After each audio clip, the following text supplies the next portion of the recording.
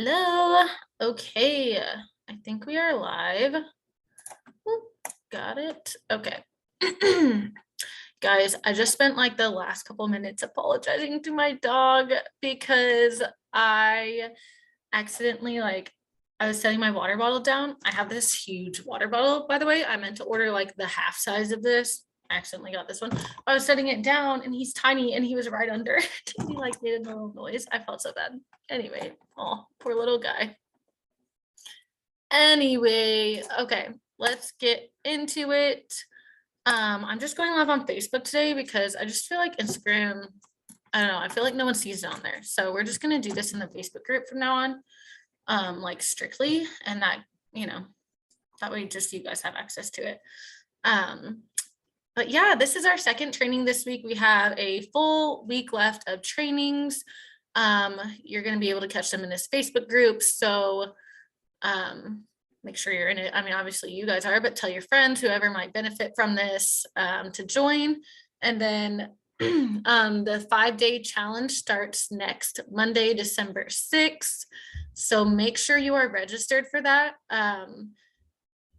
Even if you're in the Facebook group, you still have to register for the challenge because that's how you're going to get all of the homework and templates and stuff. Those will all be sent by email. So if you're in the Facebook group, but you're not registered for the challenge and you want to do it, you need to be, go register for it because you need both the email and the Facebook because that's how you're going to get all the homework, templates, worksheets, everything to actually participate in the challenge and have a chance to win the prize. So if you're on Facebook, I'm going to put the challenge as always in the comments of this live, the link to it. In just a minute, I'll put it in there before we're done. But let's get into it. Okay, so today we are going to cover important things to consider when building your product suite, or you could call it creating your offer. We're going to go over the advantages of getting rid of hourly services, the difference between retainers and packages, and then the pricing dilemma, which is always what everyone's freaked out about. So first thing, why isn't hourly always the best option? Again, if you're hourly, that's not terrible or anything. Like, these are my opinions based on experience and knowledge of the industry, but ultimately, like, we're setting up your business to benefit you specifically and how you work. So if at the end of this, you're like, nah, I still want to stay hourly, like, that's still your decision. And that's fine if that's what works for you. But I'm going to tell you like the benefits of not being hourly. So a lot of people think they need to stay offering hourly services because you might see job postings that specifically say like $20 an hour or $25 an hour, like they specifically say per hour. So you think they're only going to hire someone who offers hourly. That's not always true. They may take packages. We'll go over that in the challenge, but or you may have heard like it's the easiest way to get clients, or that most clients want to hire someone hourly. That may be true for some clients out there, but the issue with hourly is as you grow as a virtual assistant or whatever you are in your business, if we have people who are not virtual assistants here, that's fine, it still applies. As you grow your business, whatever you're offering, you're getting quicker, you're getting faster, like more efficient. You're becoming more of an expert in what you're doing. So as you're getting like faster, since you're paid the hour, as you're getting faster and more efficient, should you really be docked for for that? Should your pay be docked based on like you doing the task faster? No, absolutely not. I don't think it should be that way. And that's the number one reason why I recommend people don't do hourly, because again, as you get faster, more efficient, like if a task that originally, say you started out doing it and it took like 3 hours, now takes you 2 hours or 1.5, then if you're hourly, you're not going to get paid as much as you should for that task. You shouldn't be docked because you're doing it faster at all. So that's why I recommend, like, when my clients are building their product suites or their offers to either do packages or retainers. Excuse me.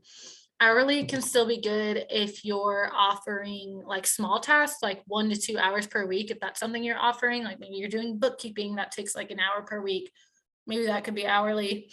I don't know, that's up to you. But the goal here is to get clients, make a ton of money, and live the life you're like dreaming of, right? Live your dream life.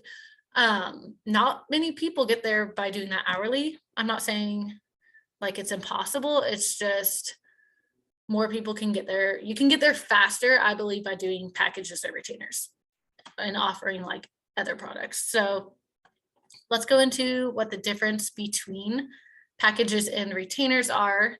A retainer is going to be, excuse me guys, I have like a tickle in my throat. It's bothering me. Okay, a retainer is a specific number of hours offered for a flat fee. So this can be great for services that have a ton of different like non-specific tasks involved, like real estate or admin services. If you're just offering like general admin, this can be great for that, because you don't necessarily, like if you're getting it's not like the same task every week. Like social media is like this pretty much the same thing every week. But general admin, you may be doing a bunch of different random things depending on the week, the month, whatever.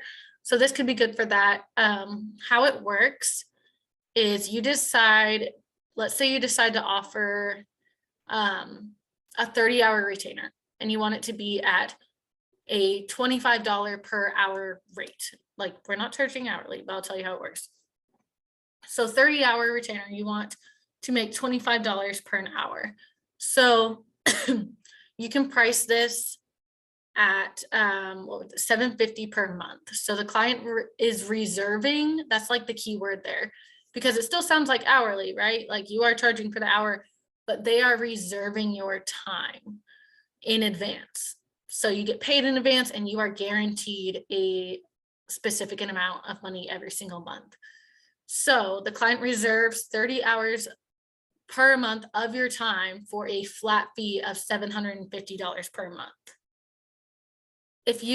How it works is if you are under hours, like you'll track your hours, and it's up to you to let the client know if like you're going to be under or over.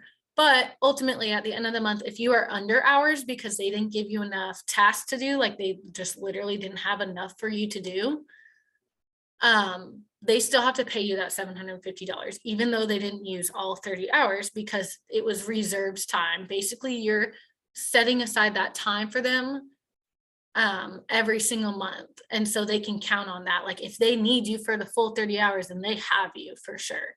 So that's how that structure works. Now, if you notice you're about to go over hours at the end of the month, like closer to the end of the month, or going over hours, I don't know, maybe it's mid-month and you're like you're at 25 and you're going to surpass 30, then check in with the client and you can ask give them the option if they want to go over, but let them know, and you can let them know this in a contract, in a welcome package, whatever, before you sign them, but it's also your job to keep checking in with them. So you can let them know it will cost extra to go over. So you could charge a little bit, because if they're going over hours, you don't really want to charge the exact same thing, because then it's just like, well, then why don't I pay you hourly, if it's the same thing. So I would make it a little higher. Like if you're already charging 25 for 30, so yeah, $750 per month. If they go over hours, like say they want to go over 2 extra hours, you can charge like $28 or $30, something a little bit higher. And that's for it like being unexpected. What else? Oh, if they want to go over hours, you can also, that may be a good time to offer them or say they're doing it multiple times, it may be a good time to offer them, upsell them. So if they're at 30, maybe be like, oh, would you like to switch to 35? I think that might be beneficial, or even 40 if they're just going over all the time, because they'll probably save money then, you can present it that way. they'll save money rather than paying the extra like $28 per hour, $30 per hour. Like that's going to be more expensive. So, and it works for you because it's not unexpected. So great time to upsell if they're going over, but remember if they're under hours, they still owe you that minimum $750 a month. Okay. Sorry if that got confusing at the end. My thoughts were jumbled.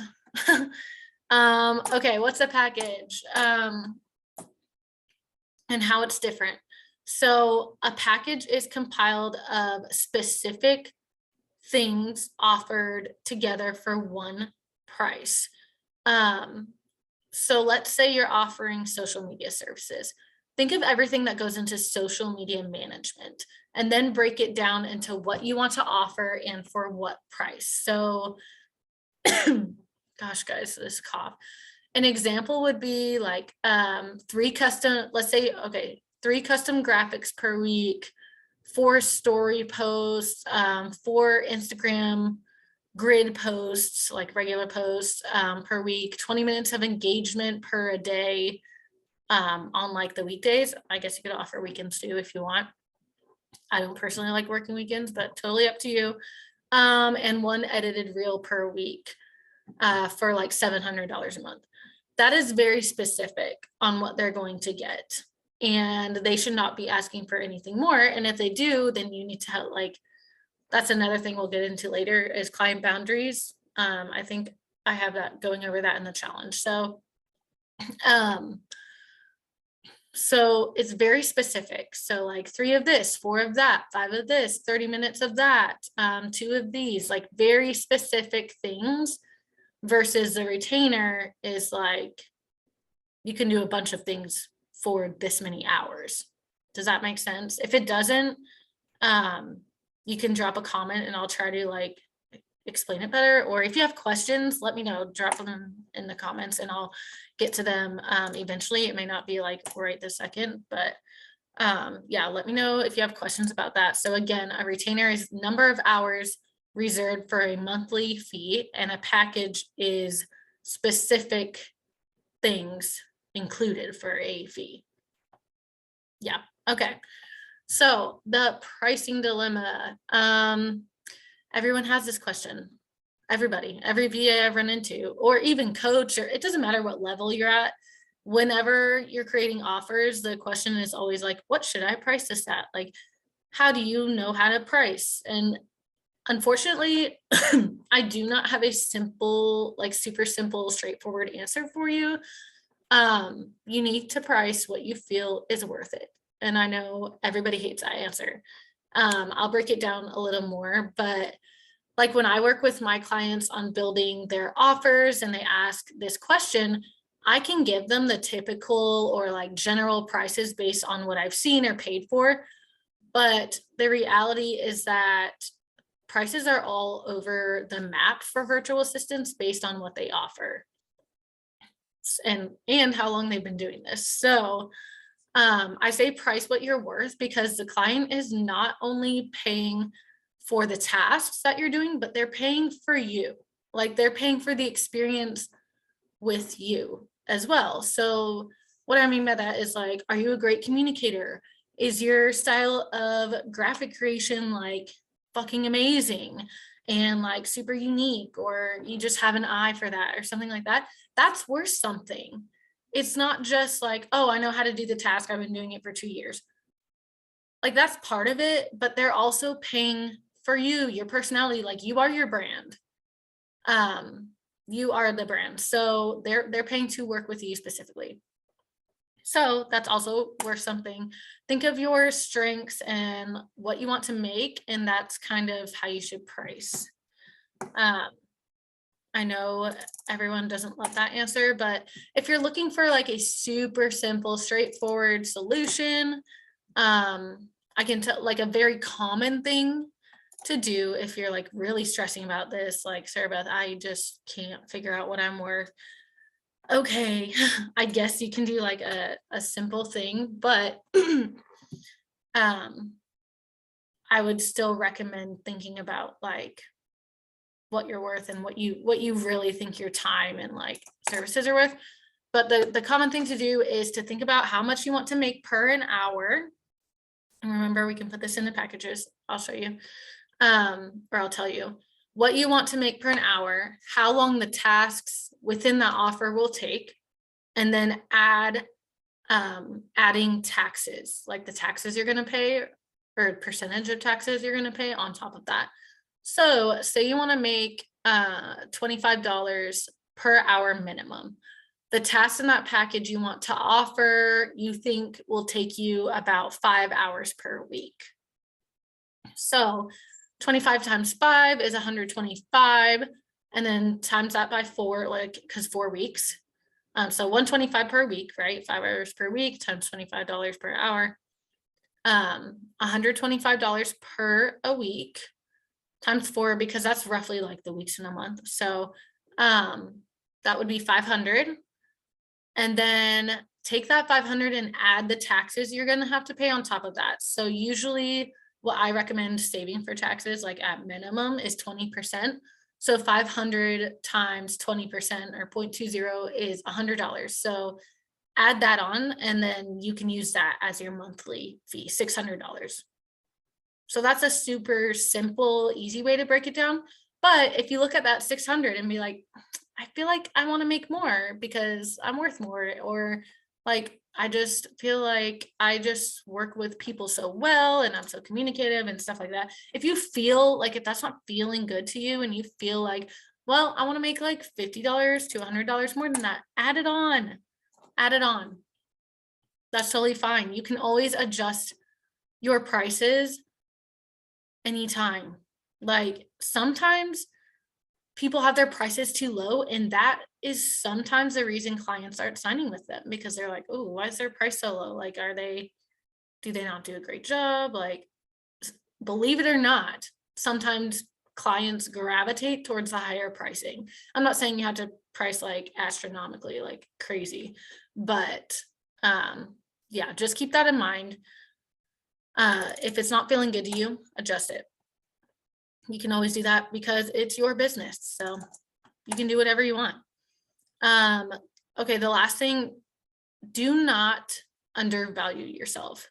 So what do I mean by this? There's a difference between pricing a little less because you may not have tons of knowledge or experience versus pricing undervalued because you think your clients won't pay you what you're actually worth.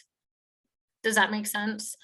As a newer virtual assistant, also, just a side note, you should be raising your prices every 6-ish months. Because you're learning how to do more, you're growing, you're becoming more of an expert, and that's also worth something. So that makes people super nervous sometimes, but because they're like, oh, well, my existing clients may not pay that.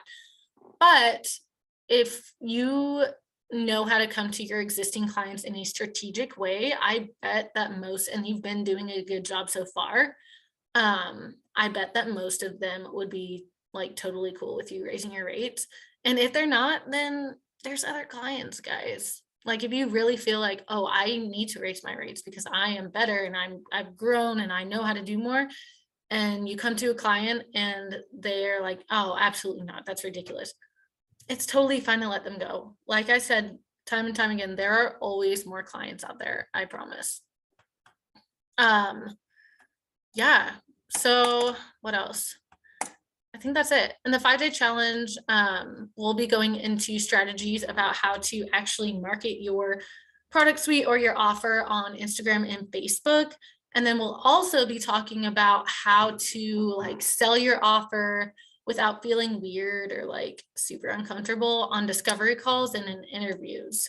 And you know what? I may even actually, I think I'll add that. I'll add like, let me make a note of that.